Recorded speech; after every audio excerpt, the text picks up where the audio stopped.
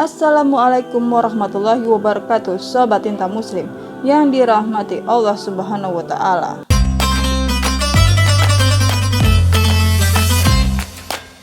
Sejarah mencatat, sesudah ibadah haji disyariatkan, Rasulullah hanya berhaji satu kali, yakni haji wada. Hal ini menjadi dasar bahwa haji yang diwajibkan hanyalah satu kali seumur hidup. Riwayat juga menyebutkan bahwa semua nabi dan rasul pernah melaksanakan ibadah haji. Demikian pula para sahabat, tabi'in, dan generasi ulama sesudahnya.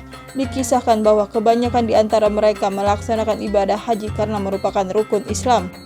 Menarik untuk dikaji bahwa mereka para generasi salaf tidak pernah ada yang tercatat diberi gelar haji. Tidak ada panggilan Haji Muhammad Sallallahu Alaihi Wasallam, Haji Abu Bakar radhiyallahu anhu, Haji Umar radhiyallahu anhu, Haji Utsman radhiyallahu anhu, tidak pula Haji Ali bin Abi Thalib. Pertimbangan demikianlah yang menjadikan beberapa ulama kelompok Salafi di zaman now yang menyatakan bahwa panggilan haji merupakan bid'ah. Pemberian gelar haji dimulai pada tahun 654 Hijriah, di mana pada saat itu di kota Mekah sedang terjadi pertikaian yang mengganggu keamanan kota Mekah, sehingga bagi orang yang melaksanakan haji perlu persiapan yang sangat ekstra sampai harus membawa persenjataan lengkap ibarat hendak pergi ke medan perang.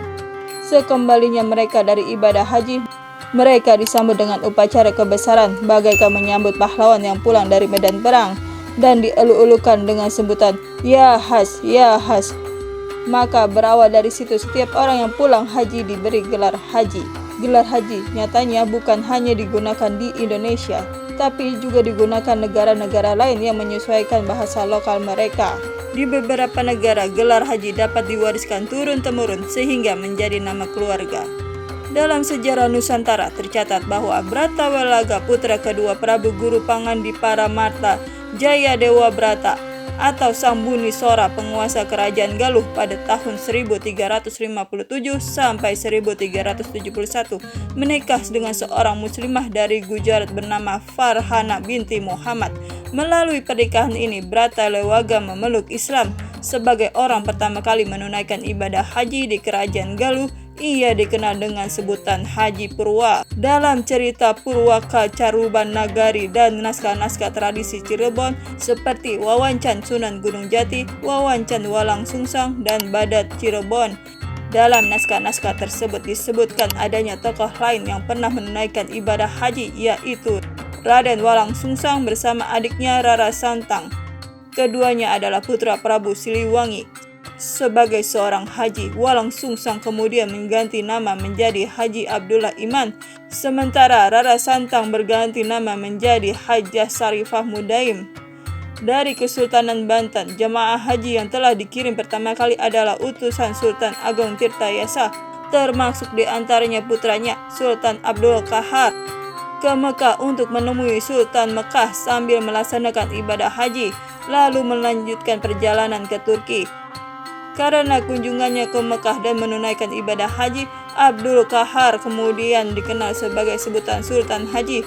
Peristiwa tersebut terjadi pada tahun 1671.